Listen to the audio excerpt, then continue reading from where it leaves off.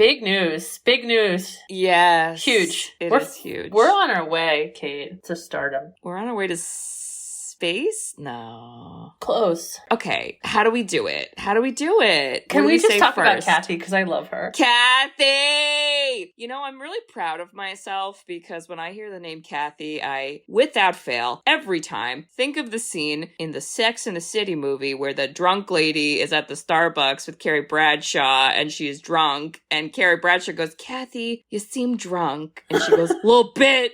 Never made it in last night. But I type like a motherfucker. And that is me when I drink, but it's also what I think of with Kathy's. But this is not this Kathy, guys. She wasn't drunk at all, I don't think. Let's talk about Kathy. What does Kathy do? Kathy is a writer, a director, a producer, a queen. Podcaster. Podcaster. I'd argue comedian, because she makes me giggle. Yeah. Yeah. So Kathy is the writer and I guess producer of the Women Who Podcast magazine. Y'all better read it. Click like, subscribe. Because it's awesome. $5.99, okay? Yeah. And if you're like, wait, it's the internet, why can't I just get it? Because it's good, okay? Yeah. And you should pay Kathy. And it was like, I don't know how many pages are in a normal magazine, but there were like a lot of pages. Like this isn't like Microsoft Paint magazine, guys. Like this is legit. This isn't like our real Instagram post. No, this is real. Yeah. And she did a whole article on us. Yeah. Which I texted you and I said, this feels like a love letter to our podcast. And I am crying with joy right now because I felt like she did such a good job summarizing what we talked about for, who knows, an hour? Yeah. She was amazing. Yeah. So we did an interview, listeners, with Kathy. And then we interviewed so well for the job that wasn't a job that she then asked if we would guest star on her podcast. And we did. And that is also your homework. Okay. Y'all gotta check that out too. It's called Women Who Sarcast. Women Who Podcast magazine. Podcast Women Who Sarcast. Did you get it? Sure. Yeah, it's awesome. And she's on like all the podcasting platforms. But I believe our episode with her will be coming out soon. Yes. Yeah. And what was very fun is I guess she talks to a just bunch of different people about all sorts of topics. And for us, because it's in our wheelhouse, we did a movie review and she gave us one of her favorite movies, which is, I forget the year, Kate. It was 90s. 1997, Contact. Yes. Wow. Because guys, we love aliens. I love aliens. And you know, we're doing a movie in the same wheelhouse. I want to just set the scene for you. Jenna Maloney is baby Jodie Foster. You say Maloney? Oh, sorry.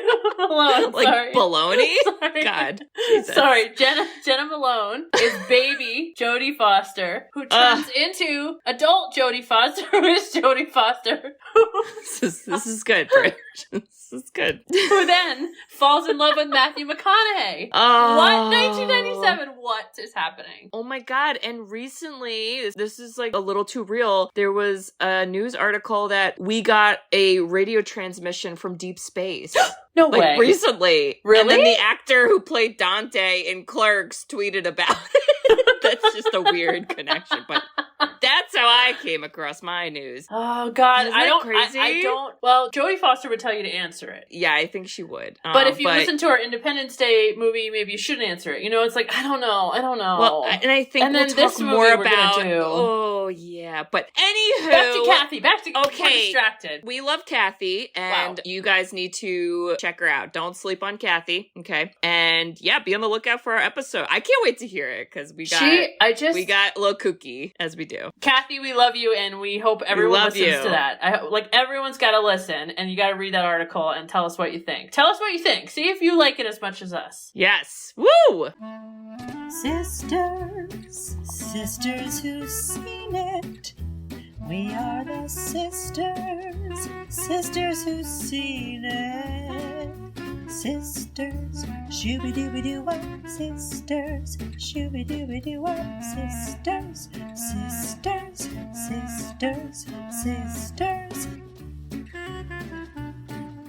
sisters who've seen it. Hello. Hello there. Welcome back, listeners. How we doing? Are you scared? I'm Oh. scared. Oh my. Already? Bridge, come on. Well, I'm going to introduce who's scared, in case you know. So, we are the Sisters Who've Seen It, the podcast where two sisters who are not movie critics look back on some of our favorites throughout the years through a psychological, ethical, and familial lens. I'm Katie. I'm Bridget. And I'll quote... You bitch, mother! You bitch! She was a bitch. Bridge, what's our movie that gave you trauma? Oh my gosh, I want to get the year right. It is 1979, the original Ridley Scott Alien. Eee! I mean, I know it's scary, but like, it's also awesome, right? Okay. Oh. So it is awesome. Okay. But I think you have to realize it's 1979. Yeah. Because there's so many things that are slower than today's Yeah. movies. So if I had critiques, it was around that. I was like, let's get this show on the road. Important question. What was the size of the screen you watched this on? Because I know how you go. I was for real. Okay. Before we get into this movie, because I'm going to forget this. Okay. I was Sigourney Weaver. What? You had a perm? So hold on. You were chasing a cat? So I'm in this Airbnb. Listeners, I'm on vacation. And there's a huge bed with a huge screen. I'm even going to show it to you, Kate, so you can tell people I'm I not do want to lying. see, because that's like not what you're accustomed to. Look at this. Wow! Look at this setup. She's a beaut. Oh, she turns. Damn. Okay. All the lights are off down here. Wow. It was night. Uh-oh. And I had James watched it with me, and then he kind of was tired and went to bed. And then Penny watched it with me. Okay. Oh, thank God. So I made it through. Okay. And I went to bed. About an hour later, Penny barks her head off. And you know, No. Penny never barks ever. And no. I was like, oh my God. It's here. It's here. And I took It's out my happening. It's happening. flamethrower, and I got out of bed in my alien Sigourney Weaver state, and I ran to this like back basement door, and I was like, I'm ready to, if intruders are coming, I just prepared for it for like 2 hours. Oh my God. But nobody was there, but I just Wow. wanted to tell that story. Oh my God. Isn't it Bridget. horrifying? That's so scary. So I think the movie wasn't as bad after I thought like in real life I was gonna get robbed, you know? Okay. Yeah, So- sure. All right, let's get back on topic. Kate, hit Okay. up that synopsis. Way. What do you mean? I did Glass Onion synopsis. I would like you to do the Alien synopsis. Please and thank you. The terror begins as the crew Oh. of the space tug Nostromo. Is that how we say it? Nostromo? Space Tug? Spaceship? It says space tug. I don't know. Did I not write that right? Tugging. I don't know. All right. It's Nostromo? Is that how I say it? Nostromo. Nostromo That's the name of the ship. responds to a distress signal from a desolate planet only to discover a deadly life form that breeds with human hosts. Gross. Whoa. Okay. It's gross. I need to set the scene. So I'm very happy that I watched this with James because he gets so into these things and gives me like way more backstory than I could ever Google. And he talked about how the concept back then was so typical, like futuristic movies always assume technology is more advanced and shinier and like fancier. And this is really a spaceship that's like a trucker. That's like Yeah, it's like blue collar. blue right? collar, you know, Mhm. and I imagine just like going down I-80, but in space. Mhm. And they have just millions of ore. I think like the mineral ore. I think that's what it Yeah, is. Something. And it's a crew, like 6 of them, right? A handful of them that Yeah. have all different jobs and they work for a corporate office that I'd call Mother is the name of the corporate office. I don't know. They work for the company, which Okay. is the name. It does get an actual name in later movies. Oh, okay. But I'm gonna try to restrain on the lore because I get too crazy. Okay. Anyway, So they work for a company and they get like just directions from this mother, I don't know, whatever, like Yeah. their boss. Let's call it their boss. And they all have different roles. And so they're all kind of just doing their thing. And you're like, whatever, everyone's at a different hierarchy and everyone's bitching about work like we all do. And then they get this like distress signal and they're thinking, oh no, what if somebody like us, what if a trucker's hurt in space? What What if you blew a flat tire? And so they... In space! In space! So they then realize, okay, well, let's go figure it out. And they realize the planet's not that far away. And it's like a new planet, which I'm like, okay, now this stuff is like so cool. Like, what if you're just like out in space discovering new planets? So they get there, they land on the planet. There's a lot happening, but somehow they're like, we're not too far from the ship. Let's like walk to it, see if we can help these people. They get closer, and I'm like, this is not a great planet. It's like windy, dusty, little dark, little dusty. Lots of no-nos happening. Not a fan. Didn't love it. And then they get on the ship, and it looks very isolated. Like someone's been dead for a while, and they see this weird alien that they're like, oh shit, this isn't like people. Like, this is like an alien. And yet, I feel like they don't really find aliens, right? In Space Trucker world. So this was very kind of jarring to them. But they kept kind of like hunting this ship, and they found these eggs. And I have so many questions about how they survived. But in the egg is this like little like movable life form. And so one of the crew members is like, dude, there's something here. But boy, oh boy, that was the beginning of the end. Because that alien then sucked to his face and just wouldn't get off. And they basically thought he was going to die, but they drag him back to the ship and they're like, let him on the ship, we gotta help him. And oi, oi, oi, what a mess. So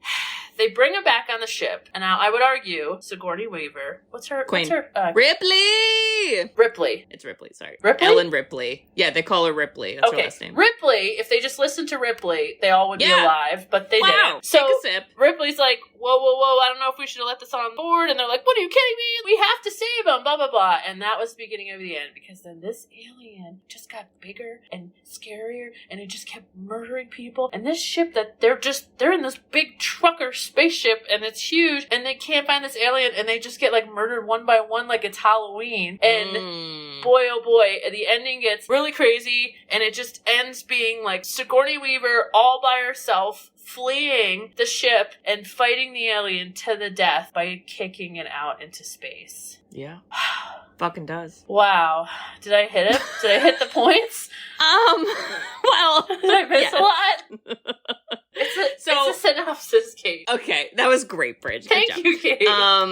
So the distress call they get, because they're in like hypersleep or whatever you call it. I have so many questions. I don't know if I can speak to the science, but I'll try. But they're like asleep because they're done with their job that they were hired to do, and they're just going home. So they are supposed to wake up like at Earth, and then when they wake up, they're like, we're in the wrong galaxy, like solar system, what? And it's because the ship basically woke them up early because of the distress signal. And then there was like a thing in their contract that was like, you guys have to like respond to distress signals or you're gonna get paid. So they were like they didn't really want to like go do it, but they kind of didn't really but have a some choice. of them had empathy, like, what if somebody's hurt, you know? And they're like, all right, I get it. We don't want anyone being hurt. And then there is a subplot, which is a big theme in this movie franchise, which is there was a secret android on board.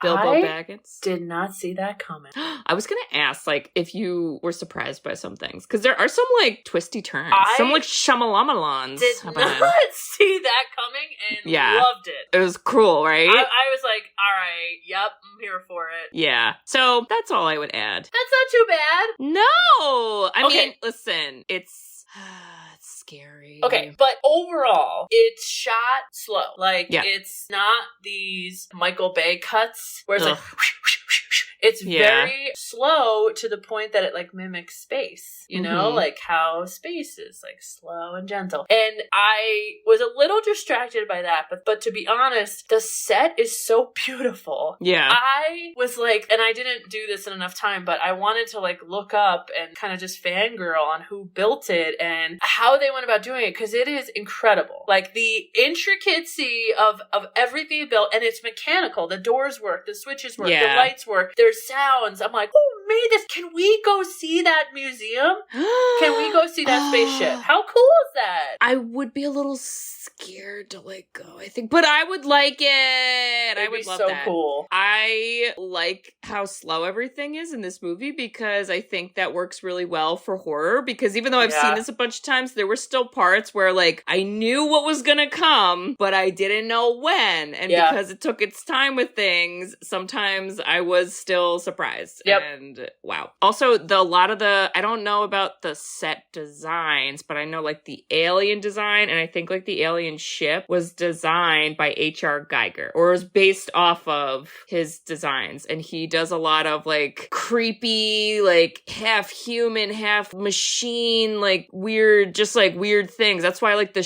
alien ship looked like it had like ribs and bones, and it was a lot of like that look and stuff. Blech. Also, I felt like the alien ship was a little phallic. It was like curved. Little penis. It had like a U.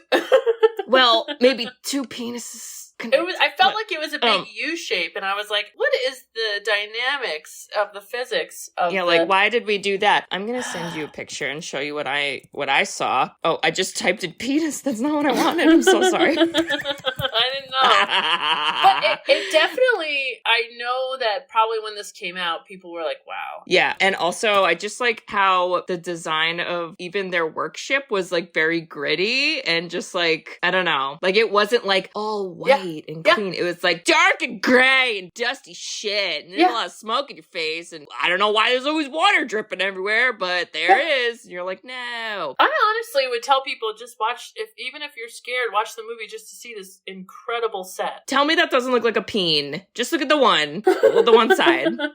Do you see it? Whoa! Look at it.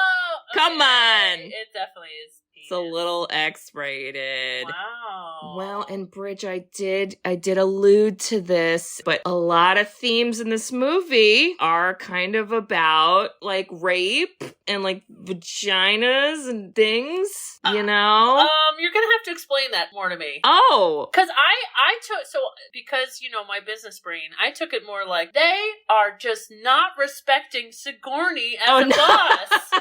No, I don't mean like the like characters were rapey. I mean like the fact that the alien like impregnates you and like forces itself into you. Like you're like, and then even the scene where Ash, who was the android, tried to kill Sigourney Weaver, he rolled up a magazine and he was trying to shove it in her mouth, which is like a really inefficient way to kill someone.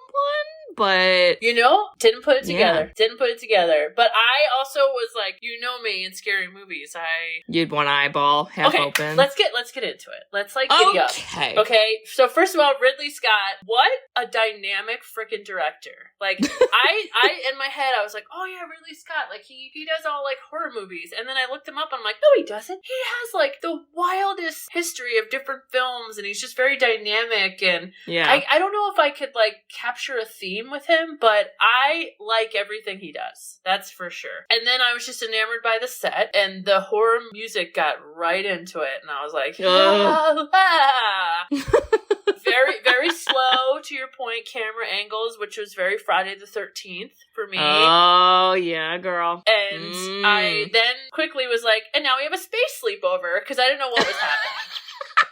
And I was like, why are we looking at a dude with, like, gritty, tighty whities? I don't like this underwear shot. I didn't Bridge, like it. Do you know who that was? Who was that? Bridge! It was Harry Potter's Ollivander, which is where I got my wand, listeners, when I went to Harry Potter World, because I'm magic and I was chosen. Wait, what? Happening?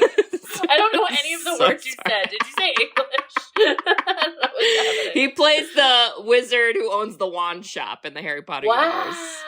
That's the same guy. Yeah, that's him. So his character in this movie is Kane. Yes. They all basically call each other by the last name. So this is like an introduction to all these characters. They all wake up, and again, they're all acting kind of normal because they're assuming they're basically home at Earth, because they're like, that's the only reason we're gonna wake up. Okay, I didn't put that together. And then they're like, what in the world is that racket? They're like, let's have some breakfast and live a good life. And then I love the frickin' two guys. Oh my god, wait, I gotta look up the name. names. Okay, they were funny. So Harry Dean Stanton was Brett. He was Brett, and then Parker. Parker Yaphet Kotto. was, yep, and first of all, loved them both. I thought they were so funny, and they just kept bitching about their pay. Are we getting money for this? And I was like, wait, what do you mean? Why wouldn't you get money? What? But I like, the think job's over. So the way I understood it is however much ore that they get a percentage of it. But apparently those two got a smaller percentage because their jobs aren't as intricate or it's not in their contract. You have such a goddamn business brain. I did not even care. I was like, LOL, complaining about money. Well, I thought to myself, they should have negotiated their contract better, and I'm upset for them, and I think they deserve that, you know? Who's the middle manager in space? Bunch of bullshit. Yeah. Well, yeah, we looked at this differently. But they were very funny, and you were kind of like, all right, that's how I'm getting that this future technology, and the future isn't always just like, oh, I'm in the future, and here's my robot, and I wear all white, and I don't ever have to shower. You know, it's like, money doesn't exist. Like, it's like, no, it's like gritty. And, although, ironically, I would argue at least one of the Alien prequels, because there's a stupid amount of these goddamn spin-off movies. Oh, we gotta talk about that. And one of the prequels is like, it's all white, and everything's great. And I was like, nah, you guys went backwards. Boo. Well, and stupid. Then the thing that was also hysterical, 1979, they're smoking everywhere. Oh my god, I thought about that. I was like, y'all are in an enclosed space. In space. You can't open a window. Come on. It's gonna get on your clothes and everything. Can you imagine in like the next version they have to like go outside to smoke in space and they're like, shh. I feel like that'd be a Simpsons episode. That sounds like a Portlandia episode in space for some reason. That's very like all of these things that we're not used to seeing now. Yeah. You're like, wow, they were just smoking everywhere at all times. And I was like, okay, all right, I'm getting, it's a towing vehicle. They're almost home. But then they realized they weren't as close home. I'm like, okay. Well, this is, so they realize, we were woken up because there was a distress signal. And then they kind of, like, some of the guys are like, well, who cares? And then Ash, this is, if you rewatch, there are a lot of little mini clues that Ash is a robot and he's got ulterior motives because he's like, we gotta do it, guys. Gotta fucking do it because he already knows what's up because he's a sneaky little bitch. Yo, so did Ash sleep too? Because do robots fake sleep? I guess. I don't know. Weird. Maybe he just laid there with his eyes closed. That's awkward. That's so awkward. I've done that at sleepovers when I was little. And like, it's not fun. Where you were like pretending to be asleep? Yeah. Because what? You didn't want to stay awake? Or like, I was scared to sleep or something stupid. Oh, yeah. I mean, please. I've got whipped cream in my mouth. You know. Not that. I don't know. Anyway, you have better friends than me. That's my own childhood trauma. Well, I was kind of like, okay, this is not great. They gotta take a detour. But in my mind, I was like, well, they're just trying to save some people. I'm not knowing the movie as well as you, and I'm like, all right. But when they land on the planet, and by land I mean crash. They crash. What? And I wrote, this feels like a very bad job. No one's happy, and now their ship is wrecked. It is. What? I don't even know what. There must have been something that happened, like maybe some of the weird stuff that happens later on the ship was like a byproduct of it breaking and then them leaving. I don't know. It seemed kind of like weird. But then Dallas, who is Tom Skerritt, Bridge, he was in Contact. Oh my god, he was one of our duple actors. Yeah. Okay, let's talk about Dallas. Dallas is the captain, right? Yes. He's leading the ship. Everyone listens to Dallas. He's command. Okay, got it. Did Dallas know about the secret alien? No, I don't think he did. Okay. Because I was like... The only one that knew was Ash. Wow. But Sigourney, so there was a part where Sigourney was like, Dallas, like, what the fuck? Ash is annoying, and like, why'd you bring this guy back, and whatever. And then Dallas says, like, an offhand comment where he was like, because she was like, do you know him? Like, did you know him before this? And he goes, no, he was added to our job 2 days before, which is another foreshadowing that he's up to no good and the company blows. So to be honest, I was a little bamboozled by his ulterior motives. Yeah. I took him as like, he's kind of the like nerdy science guy / doctor who's very like uppity, and he's like, you guys are dumb and you don't know things and I'm smarter than you. So, you know, I just kind of come off brash, but it's because I'm better than you. That's how I took his personality. And I'm like, well, he's just kind of like snobby, but he's also keeping them alive. So like, you know, what are you going to do? You know, I don't know what's happening, but I couldn't save a life. Okay? I could try, but I don't have the training.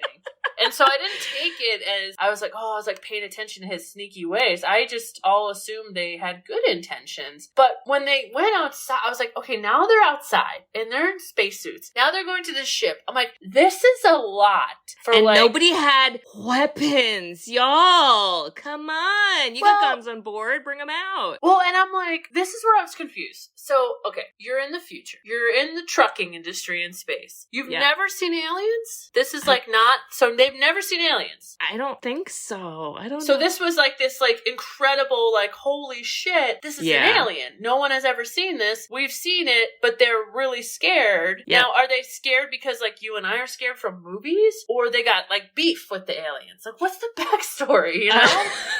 I don't know if I can speak to the psychological relationship of these characters that are fictional with this alien. Okay. But when they go in the ship and they find, the first thing they find is the like, it's an alien skeleton and it's big. Like it's like a big freaky skeleton. It's sitting in a chair and they're like, oh my God, this is a dead. It exploded from the inside out. Well, hello, people. I mean, that wasn't like a birthday, you know, explosion. I don't know what to say. Come on! Context clues! But that's the first thing they see. And if I fucking saw that, I would be like, I am intrigued, but I am also out. I'm out. You want to go down the creepy dark hole? You want to do that? I'm out. Well, John Hurt? No, bye. Well, and they were like, it's fossilized. And I'm like, whoa. How are we sending I saw signals? Jurassic Park. Hold on. How the mosquito from the sap of the tree. How are they sending signals if they're fossilized? How does this work? Bridge, as we learned in Contact, sound travels differently in space. Something. Math time. Yeah. Physics. We need Jodie Foster. If Jodie was here, she would have been like, I already figured the fuck out. Okay. So, like, get out of they here. sent a distress signal, and then it just lived out in space for a long, long time, and that's how they fossilized. But somehow these eggs survived. Kate, how did the eggs survive? Well, I don't know, like, the actual science, but if I were to guess, I think because when John Hurt's character Kane goes down there, he's like, oh, it's so hot down here, like, it's the tropics. So I think it was just, like, environmentally, like, and then there was that blue light where he's like, oh, there's like this blue light and this dust, and I think when he fell in it, it like activated at least one of the eggs because they were just like chilling, like their own little like eggy hypersleep or some bullshit. I don't know. Wow. Based on my most recent / year ago labor, I look at that as like he's the Pitocin. You know, he's the induction. Like he's like, yippee-ki-yay, motherfucker, it's time to be born! That sucks for him and his face. Okay, yes. so when the egg opens, it's so gross. It looked like a raw chicken from the grocery store. Wait, like it might have been though. Who knows? It was the 70s. Like when you put a chicken in a crock pot and it's just like, and it's just rubbery skin. I was like, it's just so gross. And I was so fixated on how disgusting it was that I was so surprised when it jumped out and just attacked him. I was like, ah! I hate it. And then, I don't know, physics, how did we get him up? Wait. How did we carry him back? Who cares? I don't know.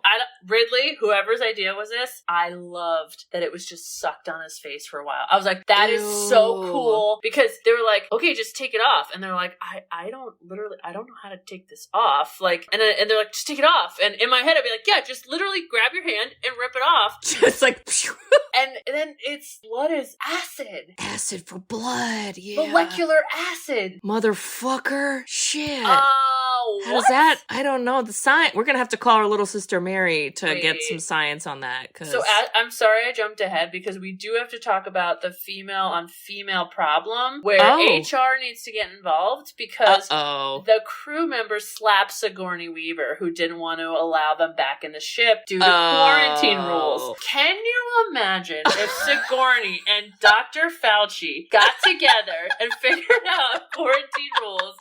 Like, what if Dr. Fauci was like, listen, and he plays a clip of Alien, and he's like, if y'all don't put on this fucking mask, we'll end up like Alien. Can you imagine? I wish he did that, but I also wish he dressed up as Sigourney Weaver and had like a perm wig and like the jumpsuit and the blowtorch. He's holding a cat in one arm, and he's like, just listen to me, all right? Like, a bunch of bullshit. What was her name? Rebecca? Who was the other female? Veronica Cartwright is the actress, and they called her Lambert. Oh, Lambert. Because Lambert was like, you were gonna just like leave us on a planet, which I'm like, I get it, but you know. I don't think they were gonna leave them. She was like, can we just pat you down and just see if you got any like goodies on you? You know? Yeah, well then that's again, Ash fucking lets them in. Ash is like, fuck you, Ripley. Boop, boop, get in here. So again, my business brain was like, he is so disobedient to his superior.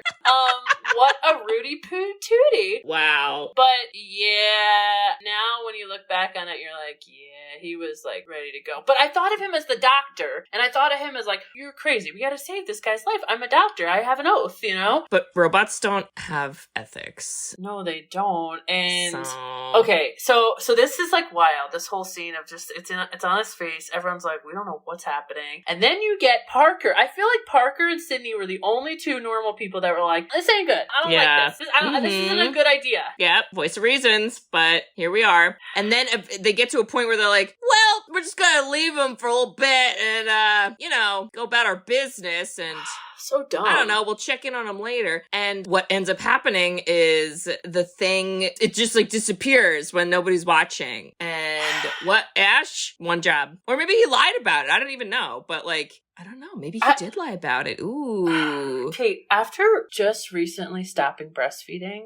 Oh, God. Thank you very much. Oh, I mean, congrats. What? Thank you. I was thinking about like, okay, baby alien is on his face. And like, he's like baby alien, right? Because we saw him have an egg. So like, he got enough stuff. Oh. And now is he a toddler alien? And he's like, yippee-ki-yay, motherfucker, I'm out of here. I'm now able to walk. So like, I don't need your breast milk anymore. I mean, I don't need your human blood. Whatever he was drinking. I mean, you're kind of right. It's just the toddler alien wasn't like out and about. It was like chilling in his chest. In his lungs. Okay, so then they're like, where'd he go? But he went inside his body? Yeah. So like that's why they found like the skin, like the leftover skin or the leftover thing, like the actual. So it's called a face hugger, by the way. This is the canon term.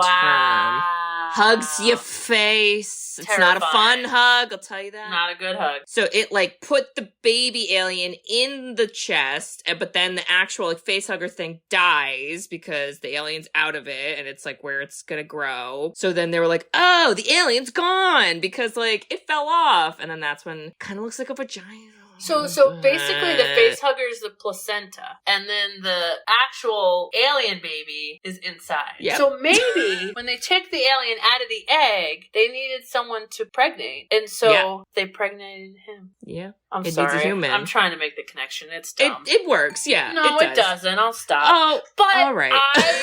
Okay. So I was like, I don't really think I saw this movie Alien. But you know what movie I did see? Spaceballs. Wow. Oh, thank God. And all of a sudden I was like, whoa, what's he doing? He's swirling around. What's he doing? Oh, he's hurting his stomach. I was like, oh my God, this is the Spaceballs moment. Hello, my baby. Hello, my honey. Oh my God, how freaking funny is that? But it was disgusting coming out of his stomach. And then Parker tried to kill it, and you're right. Ash was like, no, don't kill it. Yeah, he's like, don't. He should have. We should have torched the shit out of everything. Fun fact, on the internet, it'll say this scene was like a surprise for the actors, but it wasn't really a surprise. They knew like something was going to come out of the chest, but they didn't know what it was going to look like or how it was going to come out. So like their reactions are genuine. Ooh! to like the puppet thingy and like what it looked like. Bruce Willis Die Hard right here. Ooh, wow, boy. wow. That's pretty cool. Yeah, and then it's just like, bye, bitch, and then it runs away. And Skittle daddles away pretty quick for a babe, you know? Gotta say. So he takes one human down, skirts away. How does he get bigger? Is that like he just grows? So, do you remember the one scene where, which guy is it? Brett? Yeah, but like he had to come down and attack Brett, so he's already big. But before that, Brett finds more skin, so it like sheds skin and then gets like bigger, and it like kept doing that, and it just did it. Because this all takes place in like one fucking day. This is quick. Not even. It happens so fast. This is a terrible day. Yeah, so. By the way, I forgot to mention, listeners, just to hype back up our Women Who Sarcast episode, John Hurt was also in contact. He was the crazy billionaire dude, Bridge, that then got shot into space. And guess what happens after his chest is bursted open? They shoot his little bitch ass mummy into space and he floats around forever. And that's a really weird funeral to have. So true. Why can't we just set them on fire? Why do we have to send their bodies floating lifelessly through the universe? What? I don't know, Kate, but in the future, when we end up in space, are we going to find all these like... When we? Are we going? Yeah. Okay. Why not? Oh, okay. Are we going to find all these weird bodies? Like, what's happening? What happens to your body in space? Does it just disintegrate? I would be so annoyed if I'm trying to fly my fucking spaceship and I'm like, oh God, it's the dead body. Like you're going to the McDonald's of space, right? Just to get just like a bonk, Sammy. Bonk. And you get traffic from all these movie bodies. I'm gonna need some windshield wipers, get the dead body off my windshield of my spaceship. My this is God. absurd. But so then this is where they then are like, we gotta find this little guy. We gotta go get him. What is the symbolism of the cat? What's happening with the cat? Well, you know, cats are pets. Pets are the best. So that's all I need to say, well, I think. Because the reason Brett died, all right, is they have that cool, like, motion detector machine. Oh, yes. And they're like, it's right here, let's get it. And then it's the cat. And they're like, go get the cat. And so Brett's like, Jonesy. And then the alien, literally, like, from, like, Mission Impossible, comes down from the ceiling, takes him, and then eats him. And I thought, wow, this cat is, like, just... Cat watched the whole thing. This poor cat. Which most cats, I think, would indifferently watch a human get murdered, because, you know. Although, I did think about it, I was like, yo, what if our old cat Mo was the cat? Like, our cat Mo would be like, I'm taking you down, bitch! And it would, like, attack the alien versus Predator, Mo versus Alien. Like, Mo would have won. And the reason he would have won is because I did not declaw that cat. Because somebody told me that when you declaw cats, you rip out their knuckles. Yeah, it's terrible. I thought it was so horrible that I was like, oh my God, I could never do that. And then our cat became a maniac and I didn't train it properly. So he did get arrested once and we had to get him out of cat jail. So that's a true story. Well, he harmed the right person. Continue. He did. But he would also harm this alien, I believe. And then that led me on a rabbit hole of where I was like, what if like Bear, my dog, was on this ship with us? And I was like, again, like,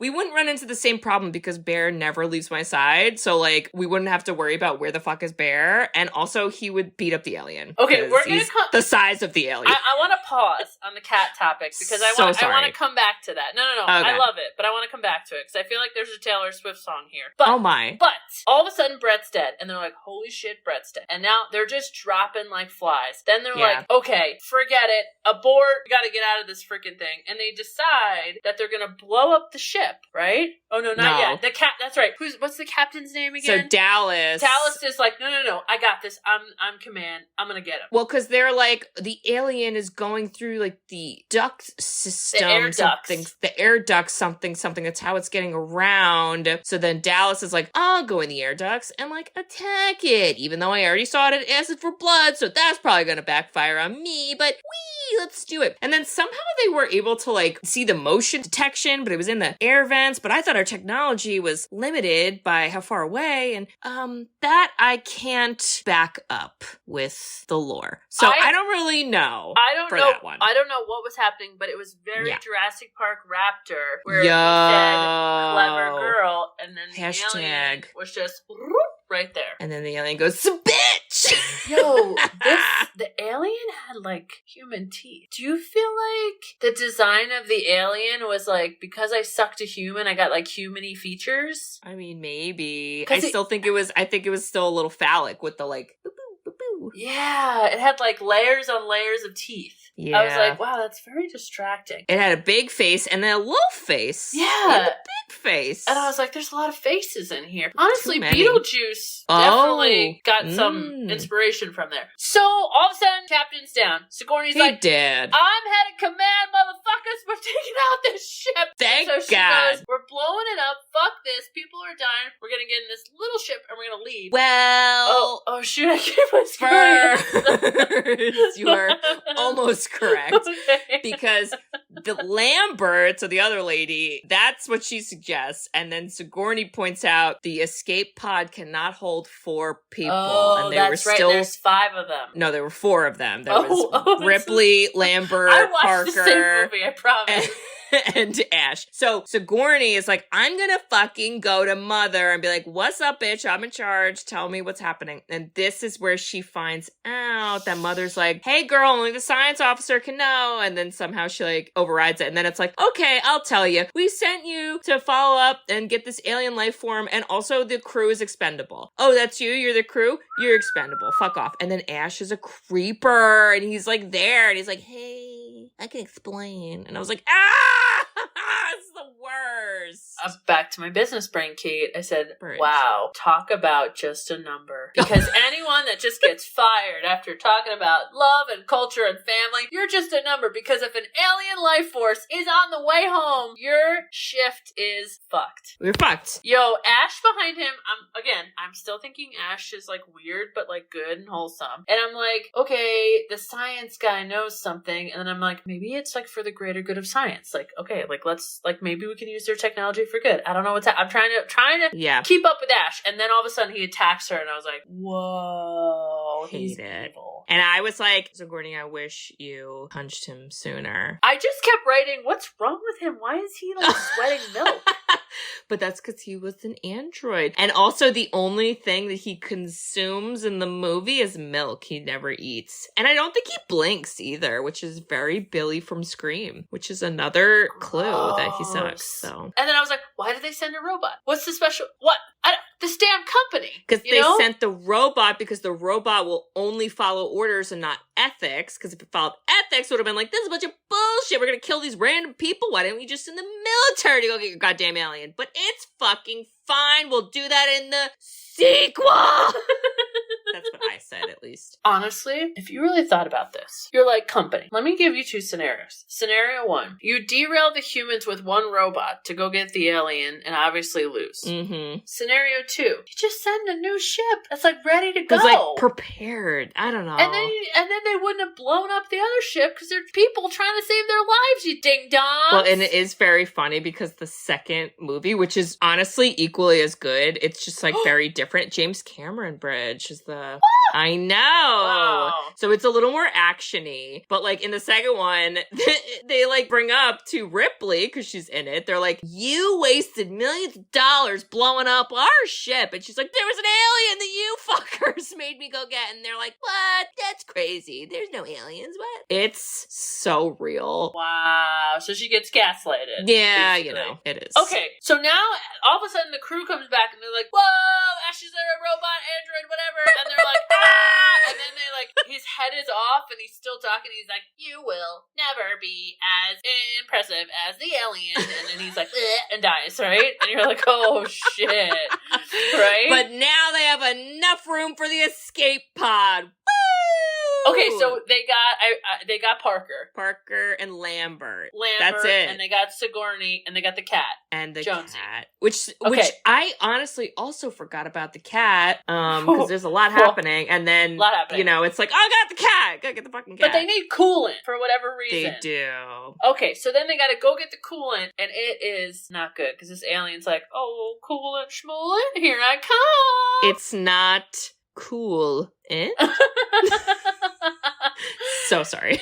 So does he put Lambert in a trance so she can't move, or she was too scared she couldn't move? I'm gonna say she was too scared. Because Parker was like, get out of there! And yeah. Like, I can't move. And I was like, whoa, the alien now has this cool feature where it, like, makes people paralyzed. I was like, this alien is so cool! Like, it has so many features! Magic tricks! No, wow. No, I think she was just too scared, which is kind of lame. I wish it was, I don't know. But then Parker gets killed, and I was like, oh, will Parker make it out with Sigourney? Because they were on the same page. It's like, this was a bad idea. No. He doesn't. They both die. And then Sigourney's like, guess I'll fucking go check it out. And then she's like, oop, they dead. JK, blow up the ship, get the fuck out of here. And she already got Jonesy. So, like, you're like, life is good. We're all good. And she starts the self-destruct, which is a 10-minute countdown, which is always fucking stressful. And it says that you can only override the self-destruct within the first 5 minutes. So it's like, you better make your decision and be final about it, because after 5 minutes passes, that's it. And then you only got 5 more, and then I'm blowing everything up. And this is where she goes down the scary hallway with the blinking lights, which was like such a haunted house. And I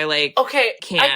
I thought about, like, I know it's 1979, but if this was a 2023 movie, they would say, warning, this may cause seizures. Because I was like, ow, my brain, I have a headache. Yeah. It did and make I don't have a condition. But people that do couldn't watch this. It did make it a little scary, though, because you're like, I can't see shit. And also she fucking drops the cat, which is the alien.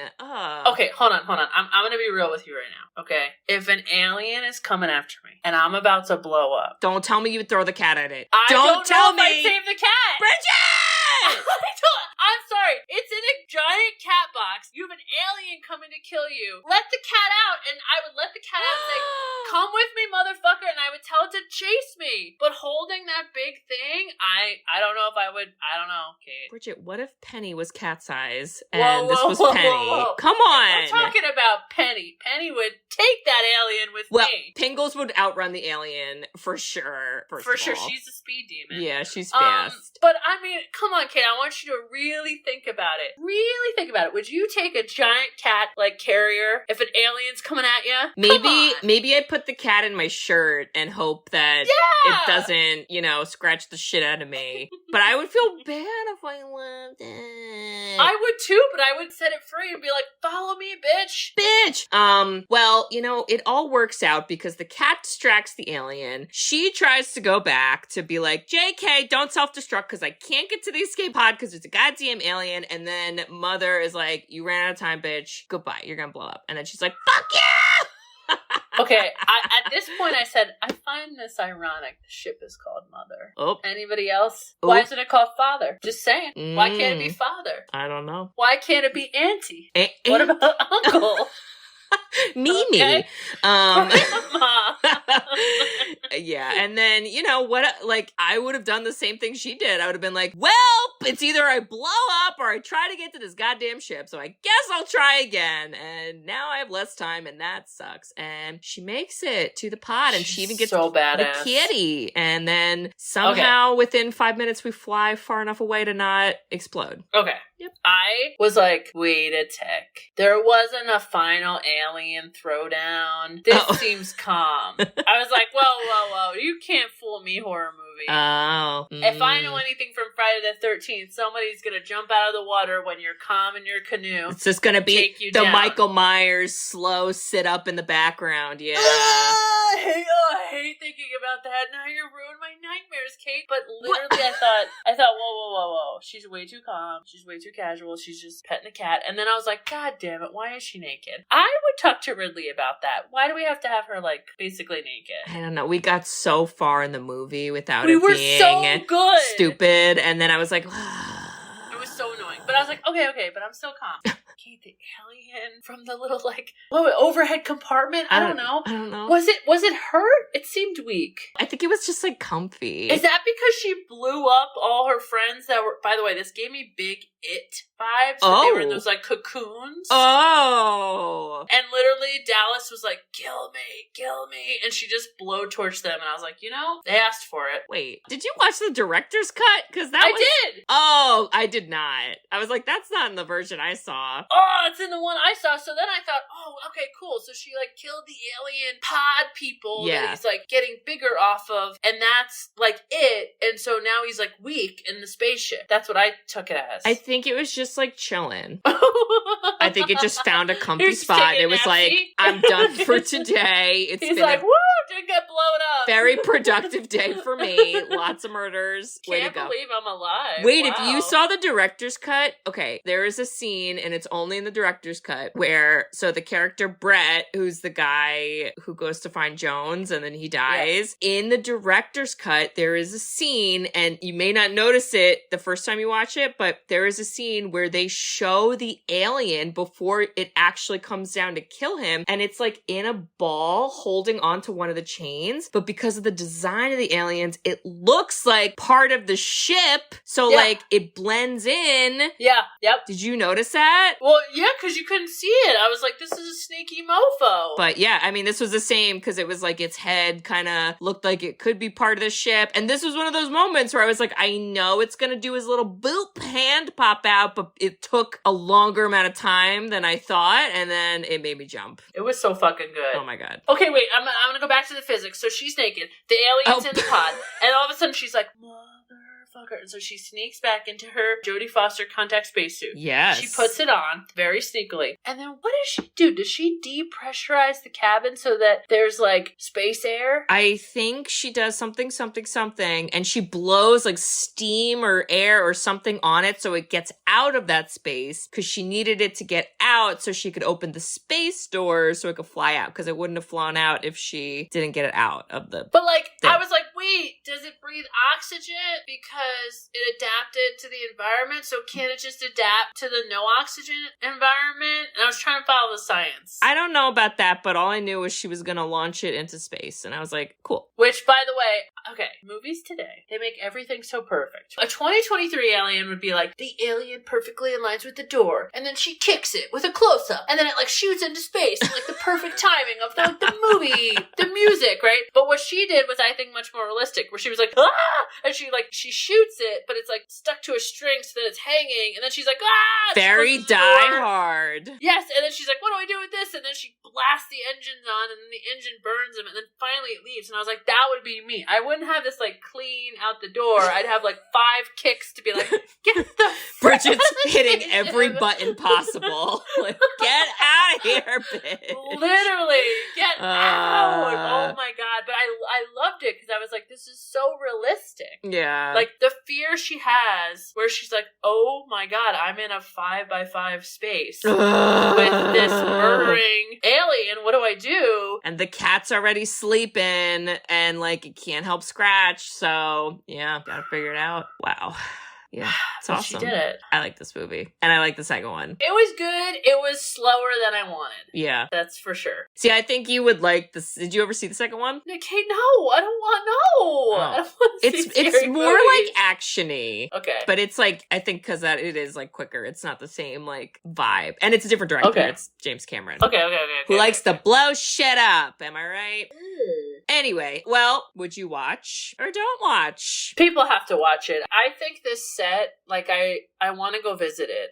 Is it real? I want to go visit it. I was so impressed. Yeah. Even the 1979, you'd think like, oh, the dialogue might be weird, or like the people, the way they look may not translate. It holds up. Yeah. So I feel like just watch it. It was scary, but not as much as I expected. There's not a lot of like gore. Yes, or true jump scare. Yeah. You're kind of somewhat prepared for it. Mhm. So definitely definitely watch it, but Kate, I know you would totally watch it because you love this. I would watch this, then I'd watch the second one. You can skip all the other ones. And listeners, if you really like this movie or franchise or whatever, and you play video games, there is a really good video game that I think it technically takes place right after this movie. And the premise is it's Ripley's daughter who has grown up and she is her own blue collar worker. What? And the company goes and finds her and they're like, we found your mom's transmission. Do you want to go get it? It's at this place. Somebody found it. And then she ends up going to the place and then there's a bunch of fucking aliens there. And then you got to deal with that. So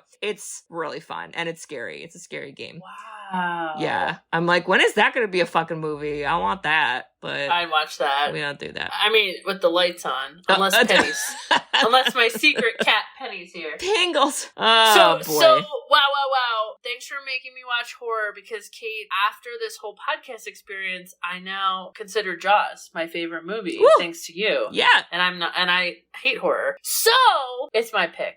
Woo! You ready? I think so. I'm going to take this down a notch. Okay. Because you scared me so much. So sorry. I am going to lighten it up. It's going to be fun. It's going to be nostalgic. Ooh. It's going to be in our childhood van Oh. where we could all agree on a couple movies and sing some songs. We already did the Goofy movie bridge, so. I think we also went to this Broadway play. This is the 1994 American animated film, The Lion King. My absolute favorite animated film ever. Ever? It's my favorite. I cry. I laugh. I cry more than I laugh, I think, which I don't know. Maybe that's just me, but Wait, are you ready for a throwback? When we lived in our original neighborhood, yeah, we had a neighbor named Angela. Oh, Did you ever remember this person? The name, but I don't think I knew anything about her. 'Cause I she don't was know your why age, we were right? friends. She was a year younger than me. I don't know why we were friends. We were so different. Oh. But one thing we did together, Kate, over and over, is she was kind of rich, because you know how our side Yeah. was the smaller houses and the other side was the rich houses. So I would go to her house and then she had she was an only child. She had a fancy microphone. She had a fancy karaoke machine. God. And what would we do, Kate? We would sing The Lion King for hours.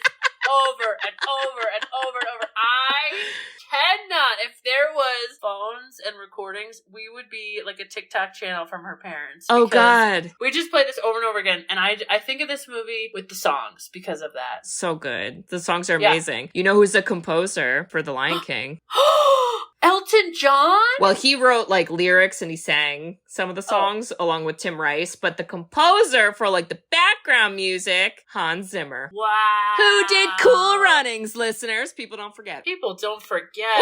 Woo! Cool Runnings will make you tear too. Oh my God, yeah. Wow. I love this movie. Are you ready for this? Bridge. I know, listeners, you may not be all into the animated, but let me tell you, just take a pause, okay? Life is a lot, okay? Shit happens. Sometimes you just want to go back and watch Lion King because, as Pumbaa and Timon said, Hakuna Matata. Oh, what a wonderful phrase. Sometimes you just want to watch Hamlet with lions in a cartoon, right? Yeah. Done. Love it. I can't wait. Oh my God. There we go, Kate. What do you say? Good pick. I'm excited. I know we have a bunch of listener picks and we're not ignoring you, but sometimes we are. And so you're in a line and we're going to get to you because there's some epic picks. It's not you, it's us. That's my phrase. That's my bumper sticker phrase. Yeah. Kate, I love you. Thank you for making me watch Alien. I think it was long overdue. Thanks for that. I'm glad you survived. But Bridge, yeah, I just want to say, if we were on a spaceship and a bunch of fucking dummies let an alien on because they didn't listen to Dr. Fauci, Sigourney Weaver, whatever, and Now we got an alien to deal with, and we got to get to our escape pod. And we had our pets, both pets. I'm putting both in here. I would be strategic, and I would probably have Bear tackle the alien. I would have Penny zoom around it in quick circles to disorient, and then we would all sprint into the pod and close the door. And I think Mo would come back from the dead, and he would slice Mo it would to be his death. an angel He would slash be a devil zombie cat. cat. That would really be amazing, actually. Kate. Bridge. If you were second in command as Ripley, and somebody that was under you disobeyed you, I would remind them of the chain of command and say, in the rule book, you need to listen to Katie and not allow in aliens before being quarantined. And then I would shove a magazine down his throat. No.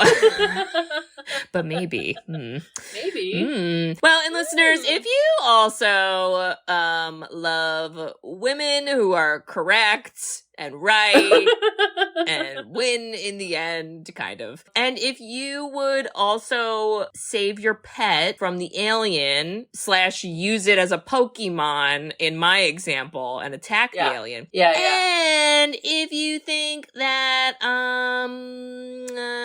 companies don't care if you die, what? You should write us a review. Hey. Is that too real? Sorry. Too much? A little real. It's a little real. All right. If you think that companies should fire all their middle managers, you should write us a review. So we love reviews. We love written reviews. You can review us on Apple Podcasts along with some other podcasting apps. We also have a website, sisterswhoseenit.com. On our website, you can request a movie. So there is a form you can fill out. If you want us to do Aliens, plural, sequel, James Cameron, well, boy, you can suggest it there. If you suggest the other Alien movies, Def going to be put at the bottom of the list and remain at the bottom, even when more are added. So, your decision. You could decide. And Bridge, what else can they do on our website? They can buy us coffee! Woo! Which is money. Yeah. And we would use this money to figure out a secret cat tunnel. Wow. For Ripley, so she wouldn't have to carry the case, because I think those seconds she lost is why the alien ended up in her pod. So all could have been avoided. That's what we do with that money. Wow.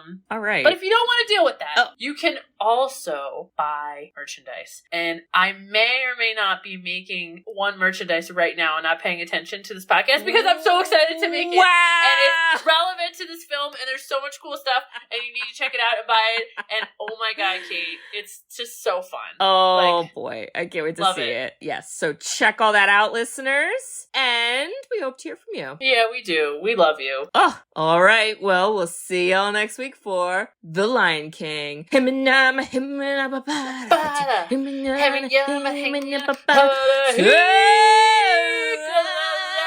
I had this Broadway musical CD, and I would rock out all the time. Wait,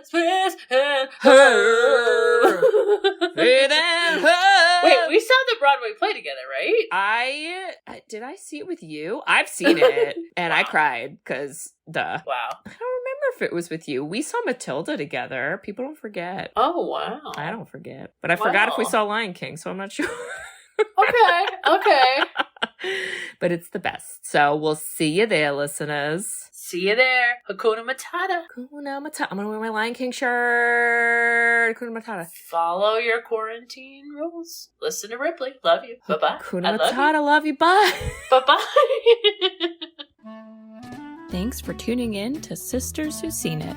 You can listen to us on Spotify, Apple Podcasts, or wherever you listen to podcasts. Check out our website at sisterswhoseenit.com, where you can email us, request movies to be reviewed, and keep up to date with all things sisters. Also, make sure to follow us on Facebook, Twitter, and Instagram. See you next week.